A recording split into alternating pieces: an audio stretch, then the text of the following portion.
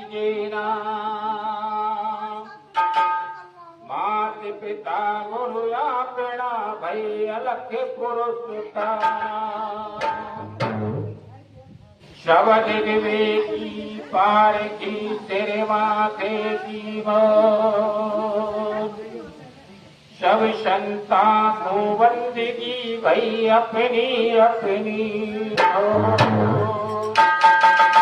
अलग पुरुष निर्वाण है ताको लखेल को, ताको तो वही लखे जो उन्हीं धरा का हो।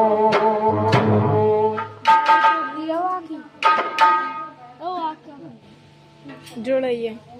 सरदार भाई ने कहा कुछ जाना है उसको बताओ।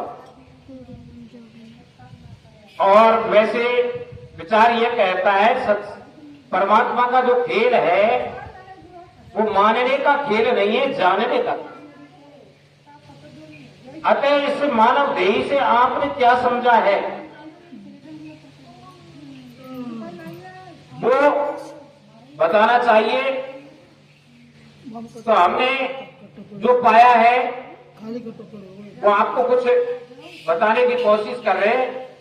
हो सकता है लोगों को चुभे बात, क्योंकि परमात्मा की सत्ता का जो स्वरूप है वो हमारे ऊपर निर्भर करता है हमारा आचरण किस प्रकार का।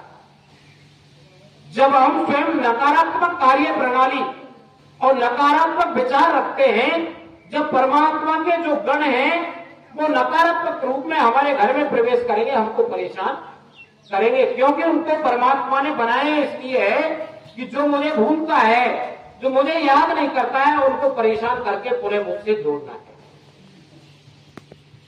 जब हमारा जीवन चक्र सकारात्मक है, हमारे कार्य सकारात्मक हैं, तो परमात्मा की सकारात्मक शैली है जो हमारे घर में प्रवेश करेगी, हमको सद्मार्ग दिखाएगी। अब जिनको हम पितृ कहते हैं, अब भाई कहते हैं कि ये अमुक व्यक्ति के प्रेत आ रहा है, अवूत आ रहा है। अब जैसा मैंने अनुभव किया है, पांचूलाल जी है, पांचूलाल जी इनके पोता पोती हैं। पांचूलाल जी कदापि ये नहीं चाहेंगे मेरे पोता पोती चोरी करें, चमचोरी करें, झगड़ा करें। अतः पितृदेव जो होते हैं, हमारे पूर्वज हैं, वो इसमें खुश रहते हैं कि हम सदाचार के रास्ते पर चलते हैं। यदि हम गलत रास्ते पर चल रहे हैं, असत मार्ग चुन लिया, फिर भी कह रहा है कोई शक्ति आकर के मैं प्रेत शक्ति हूं, मैं तुम्हारा पूर्वज हूं, और हमारे घर में सुख शांति नहीं है, और वो झटका मारता है शरीर में और शरीर को क्षति पहुंचाता है, तो वो कोई प्रेत शक्ति नहीं है, वो नकारात्मक शक्ति है। क्योंकि हम स्वयं नकारात्मक है, इसलिए हमको अपना जीवन सकारात्मक रूप से जीना है, किसी को परेशान नहीं करना है। मैंने जो सुना है कि भाई मैं कसाईयों में इंसान को परेशान करता हूं, क्यों करता परेशान?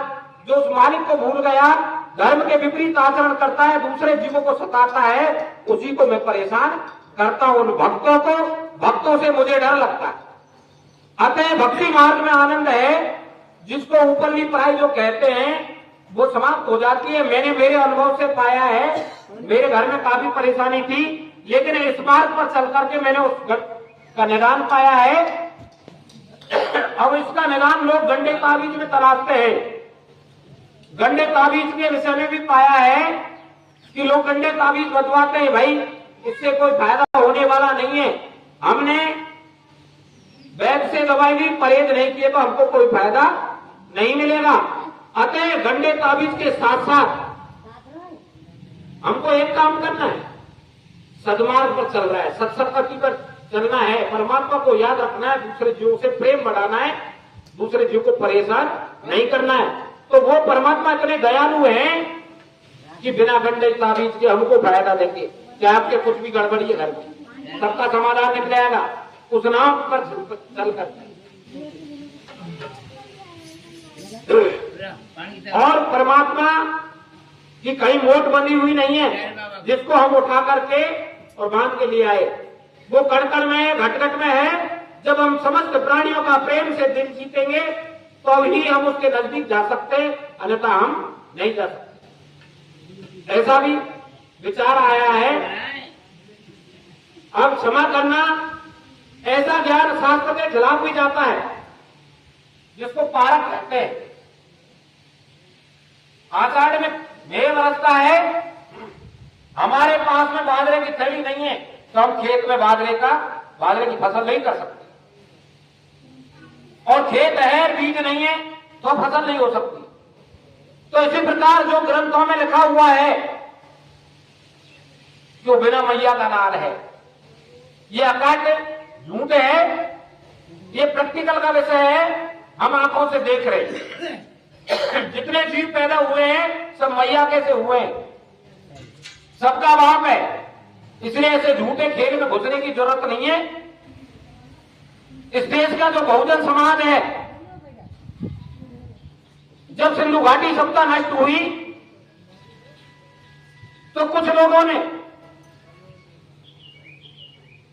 आज की जो संस्कृति चल रही है उसको स्वीकार किया,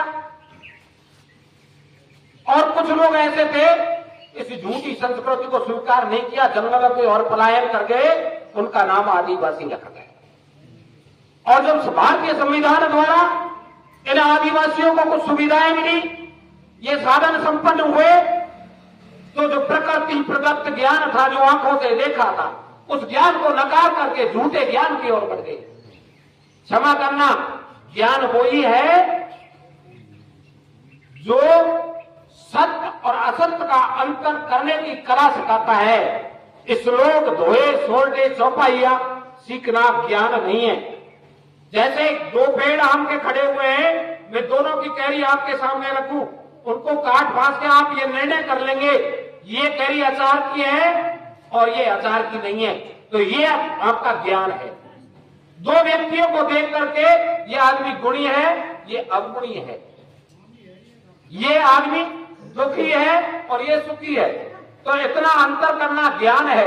इससे आगे बढ़कर के जैसे कि व्यक्ति पिंटू भाई सुखी है, तो सुख कहां से प्रकट हुआ? कल्ला जी दुखी है तो दुख कहां से प्रकट हुआ? उसकी जड़ तक पहुंचना, उसका निदान निकालना, ये बोध कहलाता है। और जब तक हम बोध की स्थिति में नहीं पहुंचेंगे, जब तक हम जीवन में सुख नहीं पा सकते, ऐसा विचार है। अतः हमको आपस में भाईचारे से रहना है। जो व्यक्ति भाईचारे का रास्ता छोड़ करके असत्य का मार्ग चुन लेता है तो टकराव होगा तो जीवन में 3 नुकसान होंगे। टकराव के कारण शांति गायब होगी। अब शांति के 3 नुकसान है गायब होने से।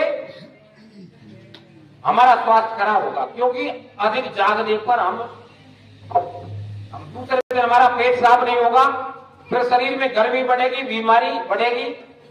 बीमार होने पर यदि हम कुछ कमाना चाहते हैं तो स्वस्थ मनुष्य ही धन कमा सकता है, अच्छी कमाई कर सकता है। बीमार आदमी कुछ नहीं कमा सकता। अब बीमार के बाद में तीसरा नुकसान है, जिसके लिए यहां सत्संग किया जा रहा है। परम सत्य क्या है उसको जानना तो बीमार आदमी उसको भी नहीं जान सकता। इसलिए आप अपने जीवन में किसी प्रकार शांति बनाए रखें। कोई दो कहे तो दो सुनने की कोशिश करें। ये हो सकता है कि दूसरा ये कह दे कि मेरे से ये डर गया, लेकिन डरने के फायदे का आपको कोर्ट कचहरियों के चक्कर नहीं लगाने पड़ेगा।